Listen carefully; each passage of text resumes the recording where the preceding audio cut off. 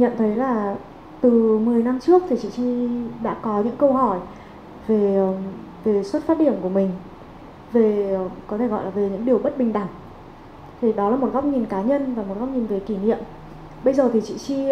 đang là giáo sư và đang nghiên cứu chính về chủ đề này, chính về chủ đề bất bình đẳng. Thì chị có thể nói cho bọn em biết một cách bao quát là tại sao chúng ta cần phải hiểu về bất bình đẳng để hiểu về hành trình phát triển bản thân ạ? Khi mà mình ra đời ấy, thì mỗi một con người ta bước vào hành trình phát triển bản thân của mình ấy, người ta có một cái đồng vốn nhất định. Đấy, mọi người có một đồng vốn nhất định từ gia đình, từ cái hoàn cảnh sinh ra của mình, cái gì mà mình không có quyền kiểm soát, mình không có quyền lựa chọn. Nhưng mà cái đồng vốn ấy, cái đồng vốn này nó không được phân hóa, nó không được phân phối một cách đồng đều, không được phân phối một cách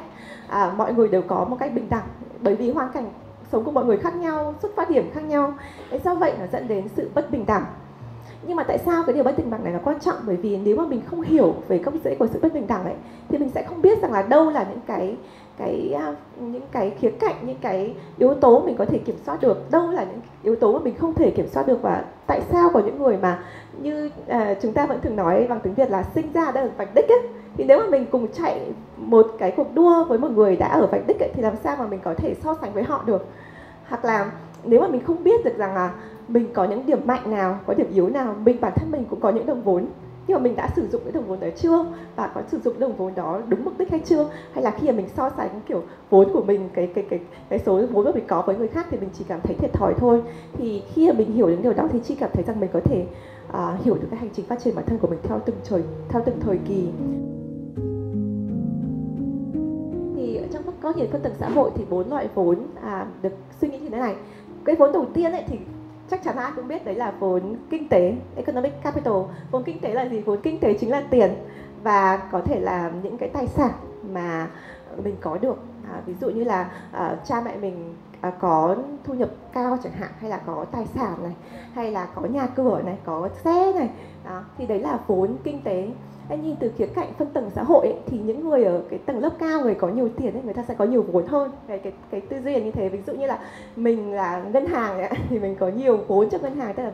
mình có nhiều cái vốn để mình lưu động, để mình làm nhiều thứ, mình chuyển đổi, mình có thể đưa ra cái cơ hội, mình có thể mua lấy cơ hội. Đấy là cái vốn kinh tế. Thì mình có thể rất là quen với cái vốn kinh tế này rồi, tức là mình nói đến tiền.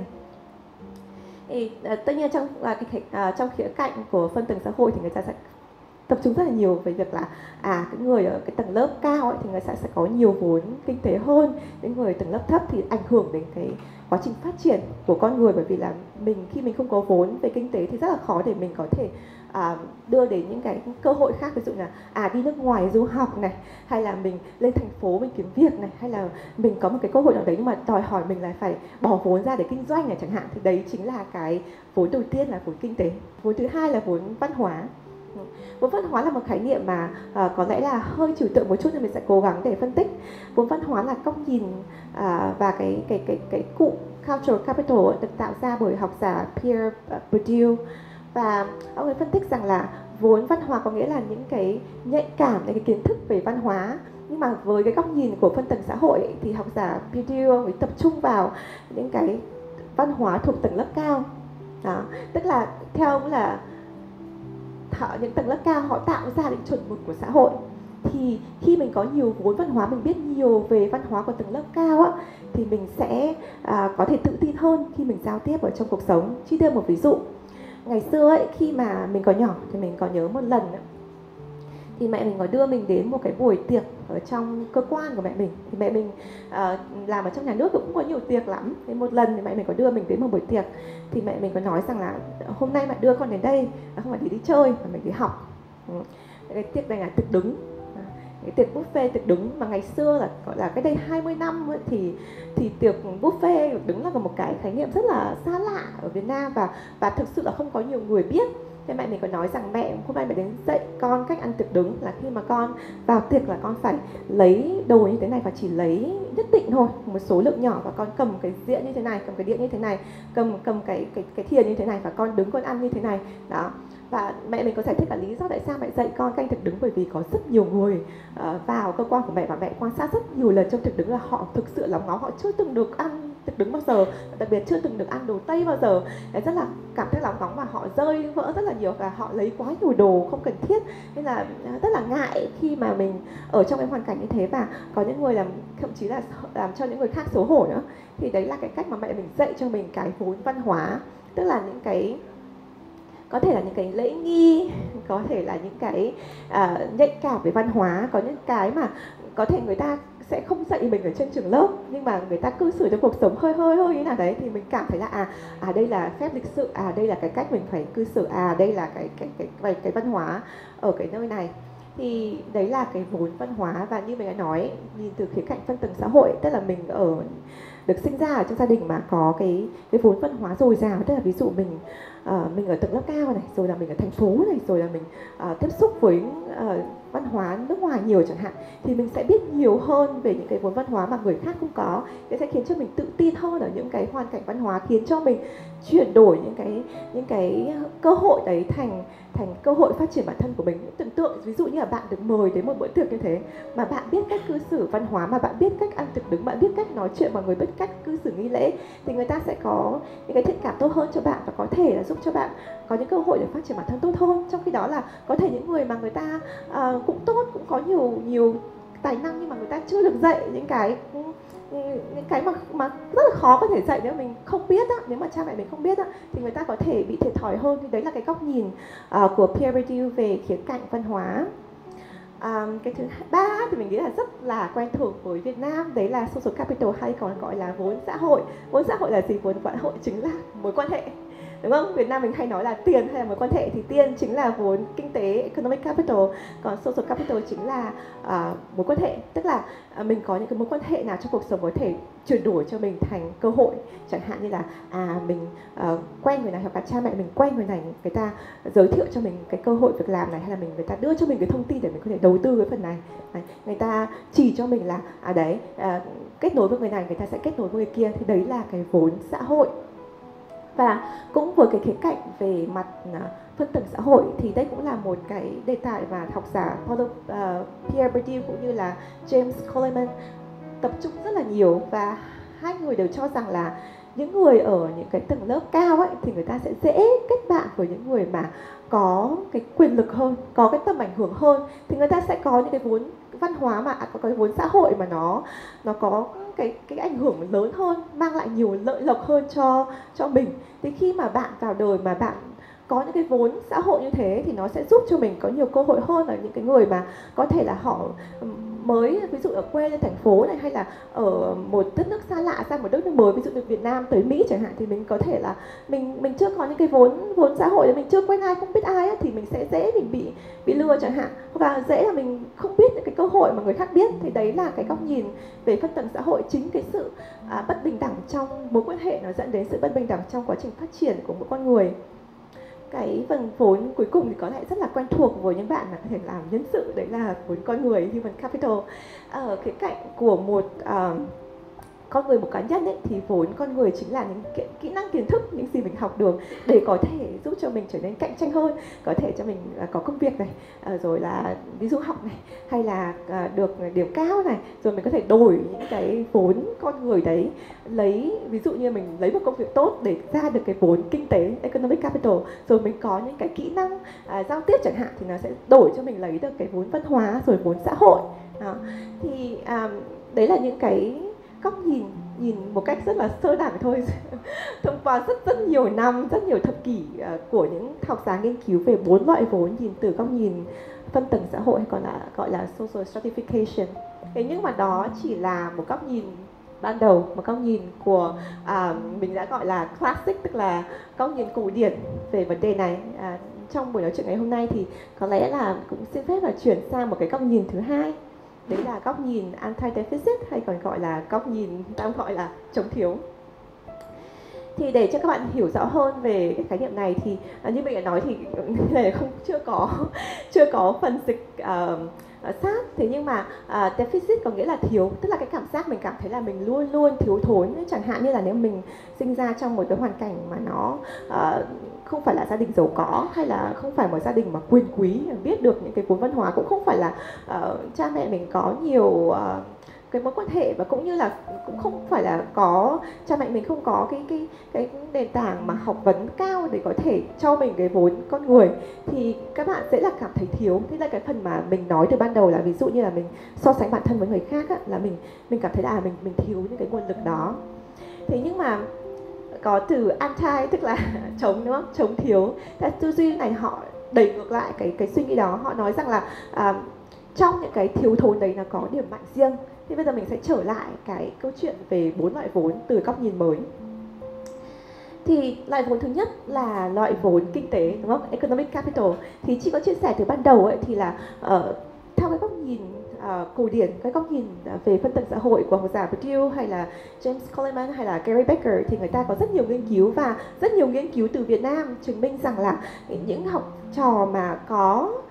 nền tảng gia đình có cái thu nhập cao á, đến từ gia đình có thu nhập cao, thì họ sẽ có nhiều cái thành tích cao hơn trong học tập và có nhiều cơ hội trong việc phát triển bản thân sau này. Thì đấy là cái việc mà mọi người có thể thấy được rất nhiều trong cuộc sống. Đấy là lý do tại sao mọi người so sánh bản thân rất nhiều. Bản thân mình cũng vậy, bởi vì mình không phải là một người có nhiều vốn kinh tế. Thế nhưng cũng có rất nhiều nghiên cứu mới, và mình cũng rất là tự hào là một trong những học giả người Việt đầu tiên nghiên cứu về chủ đề này với góc nhìn anti-deficit. Thì mình có thể nói với các bạn rằng là có rất nhiều nghiên cứu mới thể hiện rằng là có rất nhiều người xuất phát điểm ở một gia đình mà không có nhiều hoàn cảnh, có điều kiện kinh tế, nhưng mà chính những cái thiếu thốn đấy lại trở thành động lực để họ đạt được nhiều thành tích cao hơn trong học tập cũng như cả quá trình phát triển bản thân trong sự nghiệp của mình. Những cái thức này, những cái chứng minh này thì rất là rõ trong nghiên cứu về người nhập cư. Các bạn nào nghiên cứu về chủ đề này có thể thấy rằng là có rất nhiều người nhập cư mà cha mẹ ví dụ như là từ Việt Nam sang Mỹ chẳng hạn, hay từ Trung Quốc, từ các nước mà không nói tiếng Anh, bố mẹ sang Mỹ không biết tiếng Anh, không dành tiếng Anh và làm những cái việc rất là chân tay, bởi vì là những cái cultural capital, cái vốn văn hóa, vốn xã hội của họ mất hết đó. Thì họ bắt đầu từ đầu. Thế nhưng mà tại sao con cái của họ lại rất là thành công? Đấy, đặc biệt là những gia đình mà châu Á, thì những nghiên cứu về nhập cư người ta cho thấy rằng là khi mà con cái thấy được rằng là gia đình mình không có điều kiện về kinh tế, mà cha mẹ mình cực khổ như vậy, thì mình phải có động lực để mình tiến lên, tại vì mình không còn ai để dựa vào nữa ngoài bản thân mình. Thì đấy trở thành một cái động lực để mà người ta thành công. Thì đấy là cái góc nhìn về chống thiếu. Tức là mình thấy rằng là có những nghiên cứu cũng thể hiện rằng là có những người đã nhìn thấy được cái sự tích cực ở trong cái sự thiếu thốn đấy, họ sẽ trở thành cái động lực để họ tiến lên phát triển hơn cho bản thân mình. Vốn văn hóa. Ok, vốn văn hóa là một khái niệm mà nếu mà nhìn theo cái phân tích của sự phân tầng xã hội ấy, thì người ta tập trung rất là nhiều về văn hóa cao, gọi là high class. Thế nhưng mà ai chọn cái tiêu chuẩn này? Đấy. Ai chọn là cuộc sống là phải có tầng lớp trên, tầng lớp dưới? Thực ra ấy, mình nghĩ rằng là nhìn từ góc độ của tư duy chống thiếu, mình có thể thấy rằng là cái sự đa dạng hóa trong văn hóa nó rất là quan trọng. Mình đưa ra một ví dụ chẳng hạn như là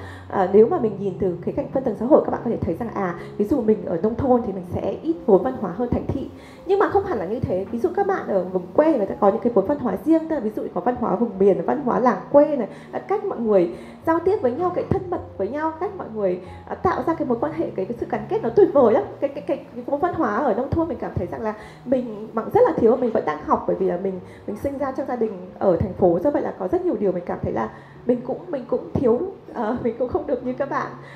ở những cái địa phương khác, thà từ nông thôn. Hay là ví dụ như là khi mình ở nước ngoài chẳng hạn, ai cũng đưa ra cái quyền rằng là ở Tây là tốt. Mình thấy rằng là không, những cái quốc gia khác ai cũng có những cái vốn văn hóa riêng. Ví dụ như là mình ở Việt Nam, mình rất tự hào về vốn văn hóa Việt Nam. Ngày trước mình cũng từng nghĩ là bây giờ mình sang nước ngoài mình sẽ phải, tức là mình sẽ học, nhưng mà mình không có gì mình cảm thấy là phải xấu hổ rằng là mình là người Việt Nam cả, bởi vì Việt Nam có rất nhiều cái vốn văn hóa tuyệt vời. Và nếu mà mình coi như là những cái nước phương Tây là những cái vốn văn hóa chuẩn mực đi, thì khi mà phương Tây họ đến những nước châu Á như mình, thì tại sao họ phải học vốn văn hóa Việt Nam, đúng không? Nó rất là kỳ. Thế do vậy từ cái phương diện của tư duy chống thiếu ấy, thì cái vốn văn hóa nó không nên là phân theo phân tầng, mà nên tôn trọng cái sự khác biệt về văn hóa, và văn hóa nào cũng nên trân trọng. Vốn xã hội là một quan hệ, đúng không? Thì chúng ta cũng biết rằng là trong một xã hội mà nặng mối quan hệ, đặc biệt như kiểu ở Việt Nam chẳng hạn, thì mình sẽ thấy rằng là đúng như cái phân tích của phân tích xã hội sẽ thấy rằng là mình có nhiều mối quan hệ chất lượng hơn hay là kiểu quyền lực hơn thì sẽ đưa cho mình nhiều cơ hội hơn trong việc phát triển bản thân. Mà đôi khi có rất nhiều nghiên cứu họ cũng chỉ ra rằng là khi mà mình quen mọi người ở trong cái vòng tròn của mình, ví dụ bố mẹ mình quen những người này rồi người ta chỉ cho mình, người ta đưa ra lời khuyên cho mình ấy, thì mình sẽ có những cái thông tin lặp đi lặp lại trong cái vòng tròn đó. Nhưng mà phải khi mình ra khỏi vòng tròn đó, phải khi mà mình ra khỏi cái vốn văn hóa thông thường của mình ấy, mình quen những cái người khác á, thì đôi khi mình có được cái thông tin mà nó khác lạ, cái thông tin mà sẽ giúp cho mình. Thì đây chính là một cái lý thuyết khác có tên là weak ties, hay còn gọi là gắn kết lỏng lẻo, của một học giả có tên là Granovetter, rất là nổi tiếng. Thì cái phân tích cái lý thuyết weak ties này cho rằng là khi mà bạn có một cái mối quan hệ mà kiểu gọi là ngoài cái vòng an toàn của mình, cái mối quan hệ với cái người mà lạ với mình ấy, thì đôi khi người ta lại cho bạn cái điều mà bạn chưa từng biết đến nếu mà bạn chỉ ở trong cái vòng tròn quan hệ thông thường. Chỉ đưa một ví dụ đấy là có rất nhiều bạn từng comment ở trên kênh YouTube của mình hay là viết thư cho mình nói rằng là những người xung quanh em đều khuyên em một điều giống nhau là em đừng làm cái này, phải làm cái kia. Nhưng mà vì em xem kênh YouTube của chị em mới biết rằng là không phải là mình chỉ có một cái lời khuyên đấy, không chỉ có cái thông tin đấy. Nếu mà em, thực ra bạn nói rằng là em không hề quen chị ở ngoài đời, nhưng mà bởi vì chị chỉ cho em điều đấy mới biết được điều đấy. Thì ngày xưa mình, khi mình bắt đầu công việc làm sáng tạo nội dung trên The Person Writer, và đặc biệt là gần đây khi mình bắt đầu mở ra kinh doanh các sản phẩm sáng tạo của mình á, thì giác đình của mình cũng không có biết nhiều. Mọi người đều có những cái hơi trái chiều là có nên làm như thế không con, rồi là ôi những người hàng xóm hay là những cái họ hàng của mình đều nói là cái này chắc là không làm được đâu đấy. Thì ra mình cũng bảo là liệu mình có nên làm cái điều này không, có nên tạo ra những sản phẩm sáng tạo hay có nên mở ra kinh doanh hay không. Nhưng sau đấy mình mới nhận ra rằng là những người xung quanh mình họ đâu có làm sáng tạo và họ cũng đâu có làm kinh doanh. Thế do vậy những cái vốn xã hội của mình nó có thể nhiều nhưng mà nó chưa đủ phù hợp để đưa cho mình sự lựa chọn chính xác. Thế do vậy mình phải tìm những cái mối quan hệ, cái vốn xã hội khác mà ngoài cái vòng quen thuộc của mình. Thế do vậy đôi khi mà bạn có nhiều vốn xã hội chưa chắc bạn đã có sự thành công. Đấy là cái tư duy anti-deficit, và từ cái góc nhìn của cái học thuyết weak ties hay còn gọi là liên kết lỏng lẻo. Ok, cái cuối cùng có lẽ là quen thuộc hơn, đấy là khía cạnh về vốn con người hay còn gọi là human capital. Thì ở trong các nghiên cứu về giáo dục mình từng làm ấy, thì mọi người thường phân tích cái này. Những gia đình mà có bố mẹ mà có bằng tốt nghiệp bằng đại học ấy, thì người ta thường là có kiến thức tốt hơn. Đấy, thì đấy là cái sự thật là mình được học nhiều hơn. Thì người ta chứng minh là bao nhiêu giờ bố mẹ dạy cho con ở nhà thì giúp cho đứa trẻ nó học được tốt hơn. Thì đấy là cái người ta đưa cho con cái vốn con người của họ. Đấy. Thế thì nhưng mà cũng không có phải vì thế mà là những cái đứa trẻ mà nó không có điều kiện được học với bố mẹ nó không phát triển. Thế chẳng hạn như là bản thân mình ấy, thì mình học một cái ngành về giáo dục và về nghiên cứu và hoàn toàn khác với gia đình mình. Và gia đình mình chưa có ai đi học ở nước ngoài, chưa có ai học đến bằng thạc sĩ, chứ đừng nói đến tiến sĩ. Nhưng mà bởi vì mình biết rằng là ba mẹ mình không có điều kiện để cho mình cái vốn con người như vậy, thì mình có cái động lực nhiều hơn để mình học hỏi, đọc sách nhiều hơn, rồi là kết nối với nhiều giáo sư hơn, tìm những cái nguồn tham khảo khác. Thì đôi khi cái sự thiếu thốn trong việc là người thân của mình, những cái nguồn nhân lực của mình vốn có cho mình cái điều kiện để mình học về vốn con người, để giúp cho mình có thể có cái động lực để mình học hỏi nhiều hơn. Thì đấy là cái góc nhìn về tư duy chống thiếu. Dạ, em chào chị Chi, em chào chị Thành. Thì em có một câu hỏi là sau khi mình kết thúc một cái quá trình phát triển bản thân, mình qua một cái giai đoạn mới, thì mình đã tích được 4 cái nguồn vốn sẵn có cho bản thân mình. Thì những cái tiêu chí nào giúp chị phân bổ những cái nguồn vốn này để gọi là tái đầu tư trong một cái giai đoạn mới, cũng như là một cái nguồn vốn mà chị sẽ có trong tương lai, đó là nguồn vốn thời gian. Vì em nghĩ một cái nguồn vốn thời gian rất là quan trọng. Thì em muốn hỏi là những cái tiêu chí nào giúp chị có thể phân bố những cái nguồn vốn sẵn có để đầu tư vào những để đầu tư phát triển những cái nguồn vốn trong tương lai. Cảm ơn em. Không biết bạn tên gì nhỉ? Em tên Huy ạ. Huy, ok, câu hỏi của Huy rất là hay. Và câu hỏi của Huy cũng rất là không biết là Huy có nghiên cứu về chủ đề này không, là rất là học thuật. Bởi vì là khi mà mình ta nói về khía cạnh nguồn vốn ấy, các học giả nói rất nhiều về khía cạnh transfer vốn tức là gọi là cái chuyển giao vốn á. Đấy, đó, chuyển giao giữa các nguồn vốn. Ví dụ Chi có vừa ví dụ là cái vốn con người mình có thể chuyển giao và đổi thành vốn kinh tế khi mình đi làm này, rồi vốn xã hội mình có thể đổi sang thành vốn con người nếu mà mình có thể quen ai đấy mà cho mình cái cơ hội đi học chẳng hạn. Đó, thì cái khía cạnh về transfer vốn thì đấy là chính là cái điều mà Huy nhắc tới. Thì Huy có nói là khía cạnh transfer vốn qua thời gian nữa, tức là khi mình chuyển từ giai đoạn này đến giai đoạn kia. Thì Chi nghĩ rằng là thứ nhất là mình sẽ nếu mà mình là một nhà đầu tư thông minh thì mình sẽ lên lại danh sách về những cái nguồn vốn của mình đang có. Mình nhìn lại nguồn vốn mình đã có, mình xem là mình trân trọng cái gì mình đang có, mình đang có những điểm nào, và mình nhận ra rằng là nếu mà mình muốn sang một cái level mới, sang một cái chương mới trong cuộc đời của mình, hay là một cái tầm nhìn phát triển mới, thì mình chắc chắn mình sẽ phải update cái nguồn vốn của mình, bởi vì là có những cái nào sẽ giúp cho mình đến thời điểm này nhưng mà sẽ không giúp cho mình đến tiếp được cái thời điểm kia, thì mình sẽ phải cập nhật được cái nguồn vốn như thế nào. Thì thông thường ấy, ở trong cái nguồn vốn kinh tế này, văn hóa này, xã hội này, con người này, thì cái đầu tiên ấy mà mình có thể dễ dàng kiểm soát nhất ấy là cái vốn con người. Bởi vì cái nguồn vốn này mình có thể mình có thể học thêm, mình có thể phát triển thêm kỹ năng. Thì thường là mình bắt đầu từ con người. Bây giờ mình sẽ bắt đầu ví dụ một sự nghiệp mới, một cái vị trí mới, thì cái điều gì mình có thể học thêm để mình trau dồi cái vốn con người của mình trước. Đó. Đấy, thì sau đấy thì mình sẽ suy nghĩ là cái vốn xã hội và cái vốn văn hóa của mình nó có thể áp dụng được vào công việc này không, hay là mình lại phải học thêm mình lại trau dồi thêm cái vốn văn hóa, vốn xã hội mới. Đó. Hay là cái vốn kinh tế của mình, khi mình bắt đầu một vị trí mới thì mình cần phải có những cái nguồn vốn nào để tái đầu tư, như là cái cách mà Huy nói ấy, là mình phải đầu tư chứ, mình phải đầu tư vào con người của mình để mình có thể tiếp tục phát triển hơn. Thì Huy cũng nói một cái ý rất là hay, đấy là vốn thời gian. Thì thực ra ấy, ngày trước ấy, thì mình cảm thấy là mình luôn luôn là một người thiếu thời gian mình luôn là một người thiếu thời gian, mình luôn luôn chạy đua theo thời gian. Thế nhưng mà khi mà mình áp dụng tư duy tối giản, thì nếu các bạn đã từng theo dõi The Present Writer thì mình có một cuốn sách có tên là một cuốn sách về chủ nghĩa tối giản. Thì trong cuốn sách cảm ơn bạn đã mang theo sách của mình. Thì trong sách thì mình có chia sẻ một cái trải nghiệm cũng như là một cái triết lý của mình ấy, là khi mà mình dọn dẹp cuộc sống của mình, dọn dẹp đấy không nghĩa chỉ là vật chất, mà ví dụ dọn dẹp về tư tưởng, dọn dẹp về những cái mối quan hệ độc hại, dọn dẹp những cái người hoặc là những cái việc gì mà khiến cho mình tốn rất nhiều thời gian trong ngày nhưng mà không mang lại cái lợi ích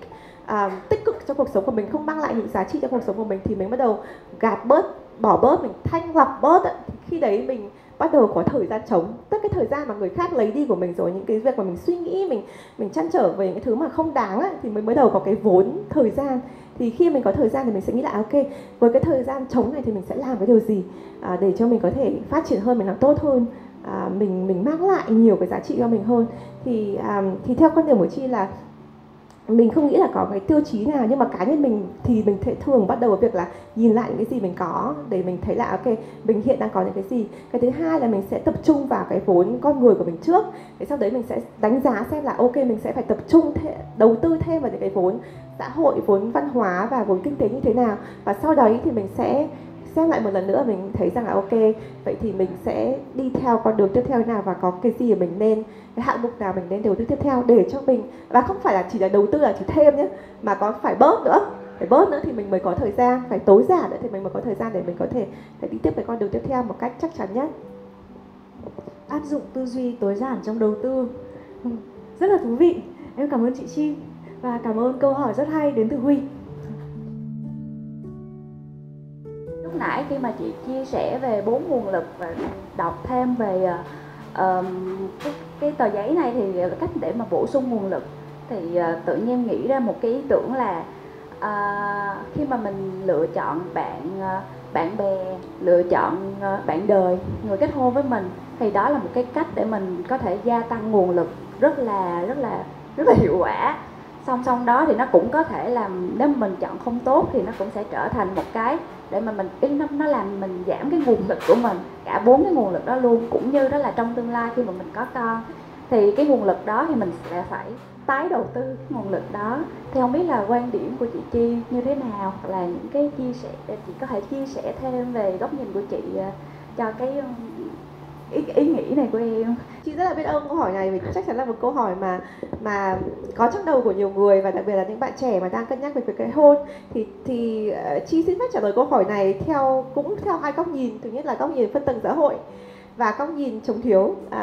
Thì theo góc nhìn về phân tầng xã hội thì các học giả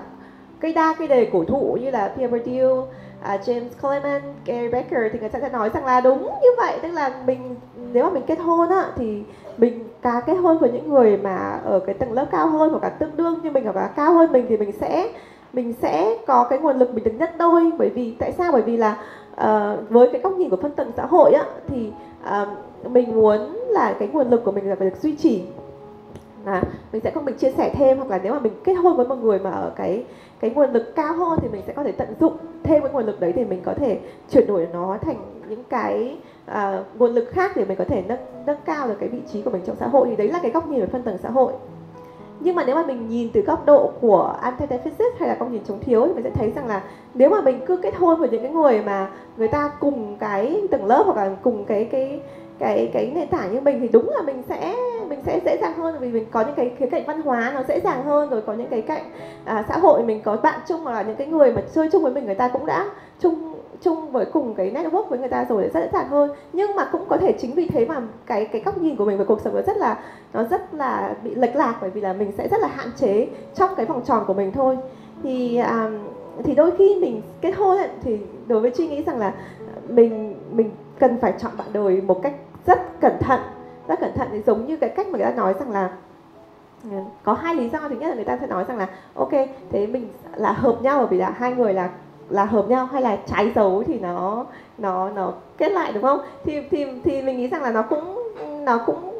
là hai cái góc nhìn về cái vấn đề này, tức là mình sẽ lấy một người sẽ giống mình, có cùng cái nền tảng như mình, hay là người ta sẽ khác mình. Thì đấy là cái việc mà mình nghĩ rằng là mình sẽ phải cân nhắc khi mình ở trong cái mối quan hệ, không chỉ với cái suy nghĩ về 4 nguồn lực mà còn về cái sự tương hợp nữa. Thì Chi có viết một số bài viết về tình yêu, thì thỉnh thoảng mình cũng có viết về tình yêu, nhưng mà những cái bài viết về tình yêu của mình sao nghe nó cũng cứ như là phân tích nghiên cứu khoa học ấy. Cho nên mình có viết là để mà mình, đối với bản thân mình ấy, khi mà mình nghĩ về cái mối quan hệ thì mình sẽ nghĩ rằng là ok, có những cái điểm gì mà mình có thể gọi là mình có thể chấp nhận được với cái sự khác biệt. Còn cái điểm gì mà mình không thể, đấy là cái điểm gọi là deal breaker, tức là mình sẽ không có thể chấp nhận được cái điều đấy, thì mình sẽ cần phải có cái ranh giới. Ví dụ khi mình gặp người này, ok, người ta phù hợp với mình ở những điểm này mình chấp nhận, người ta khác mình ở điểm này mình chấp nhận hay không. Thì đấy là cái điều mà mình nghĩ rằng là quan trọng khi mà mình ở trong một mối quan hệ. Nhưng mà mình nghĩ rằng là bên cạnh đấy thì cũng cái việc mà mình kết hôn nó cũng quan trọng, bởi vì là